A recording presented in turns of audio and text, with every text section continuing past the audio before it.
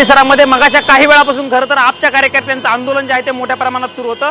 सध्याच्या आपण ही सगळी दृश्य बघू शकतो आयटीओ परिसरामधील या ठिकाणाहून मोठ्या प्रमाणात कार्यकर्ते जे होते आंदोलन करणारे त्यांना काही वेळापासून पोलीस जे आहे ते घेऊन गेलेले आहेत, पण पोलिसांचा फौजफाटा जो आहे तो या ठिकाणी अजूनही तैनात असल्याचं बघायला मिळतं आणि त्यामुळे खरं तर ट्रॅफिक जे आहे ते या सगळ्या परिसरामध्ये तैनात झाल्याचं बघायला मिळतं। ही सगळी दृश्य श्वेता आपण बघू शकतो की आरएफचे जवान जे आहेत रॅपिड ॲक्शन फोर्सचे जवानांना देखील या ठिकाणी बोलवण्यात आलेलं आहे आणि हा सगळा परिसर जो आहे तो खरं तर पोलिसांनी सीलबंद केल्याचं चित्र जे आहे ते बघायला मिळतंय। काही वेळापासून म्हणजे खास करून जर बघितलं आपण मागच्या तासाभरापासून या ठिकाणी आपचे कार्यकर्ते जे आहेत ते आक्रमक झालेले होते, मात्र त्या ठिकाणून आपण जर बघितलं तर सगळ्या कार्यकर्त्यांना जे आहेत ते पोलिसांनी ताब्यात घेतल्याचं बघायला मिळतंय।